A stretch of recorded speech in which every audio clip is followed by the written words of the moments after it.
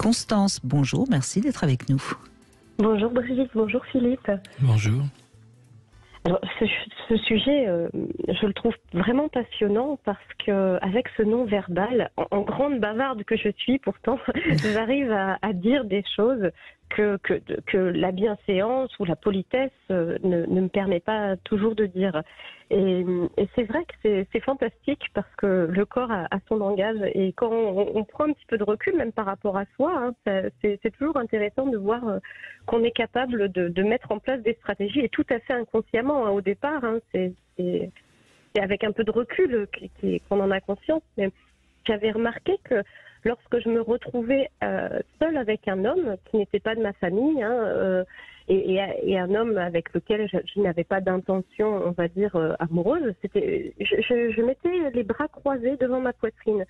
Et c'est vraiment un signe finalement de protection, c'est un non, chasse gardée. Et c'est on ne peut plus clair dans ce cas-là, quoi.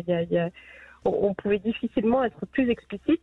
Mais je n'allais pas forcément lui dire de prime abord non, ne tente rien avec moi, ça ne sert à rien, parce qu'il y a des situations où ça ne s'y prêtait pas forcément. Mais je pense que mon corps signifie non, il ne faut pas essayer de...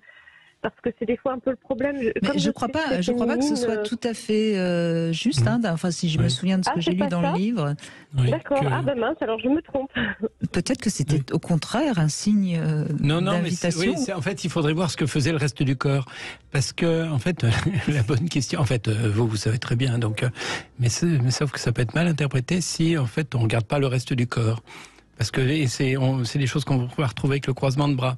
Des gens ont l'air de croiser les bras, donc de se fermer, mais en même temps, ils avancent vers l'autre pour échanger. Moi, je croise les bras devant moi quand c'est comme ça. Oui, mais est-ce que vous avancez le buste est-ce que votre buste...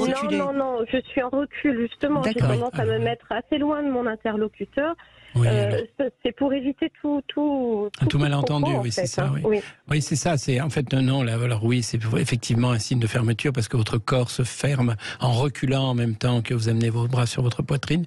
Maintenant, ce qui est toujours compliqué, c'est que c'est les projections de l'autre, quoi. C'est ce qui pour vous est très évident et pas forcément. Oui, ce qui est pour vous évident et pas forcément évident pour l'autre. Si l'autre cherche des signes d'ouverture, n'importe quel signe pourrait faire pour lui valoir comme signe d'ouverture. Mais par exemple, Philippe Turchin, on dit que quand une femme se touche les cheveux, c'est un signe d'ouverture. Quand elle... Oui, mais pas toujours. Mais ça, moi, je le fais, ça, avec mon compagnon. Je me touche le cou, le buste, les cheveux, je fais remonter mes bouclettes. Ça, c'est vraiment... voilà. C'est ça. Alors là, il y a des signes, finalement, qui sont des signes de séduction, de bien-être, où effectivement, on donne du volume aux cheveux, où les cheveux vont vers l'autre aussi. Il y a des choses comme ça. Mais si la personne remet ses cheveux derrière ses oreilles, si elle se recadre, ou si elle part à l'extérieur avec sa mèche de cheveux aussi, peut-être que là, c'est une manière pour elle de se désengager. Donc les mouvements de cheveux, selon que c'est un balayage, un brossage, un enroulage, une rotation, c'est des messages différents. Faut pas... Mais il y a beaucoup de... C'est vrai que et notamment pour les femmes, pour vous, mesdames, qui avez des cheveux plus longs que les hommes, on n'est plus dans les années 70. Ah oui. Eh bien, c'est sûr que les cheveux sont un atout de séduction, oui, c'est sûr.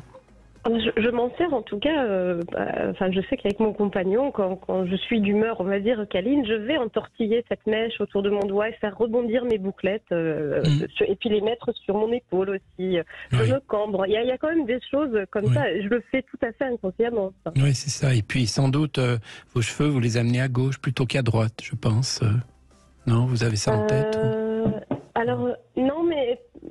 Après, c'est mon volume de cheveux. C'est vrai que je vais plus facilement le mettre. Enfin, il faudrait que je vérifierai la prochaine fois. Parce que peut-être que dans ces moments-là, je vérifierai si c'est à gauche ou à droite. Oui, c'est ça, parce qu'il y a les moments où on se love, où on revient un peu en soi-même, et là, c'est plus à gauche, et dans cette séduction qui est plus passive, et il y a souvent ça. Et puis, il y a les moments qui sont plus une séduction qui est des manœuvres d'approche, et là, ça va être davantage à droite. Et en fait, c'est pas les mêmes parties du cerveau qui travaillent. C'est ce qui est intéressant avec les neurosciences, mais non, c'est qu'on peut croiser ça et donc, est-ce que ça peut dépendre aussi de la manière de quel côté est votre raie dans les cheveux, ou ça peut interférer aussi. Voilà, c'est à ça que je pensais, moi, c'est à la raie dans les cheveux. Mais alors, je verrai, du coup, la prochaine fois que je mets mes cheveux sur une épaule, est-ce que je suis plutôt d'humeur à me lever, ou est-ce que je suis plutôt d'humeur de conquête? C'est la très bonne question à se poser, oui, puis voir si vous croisez tout ça. Eh bien, merci.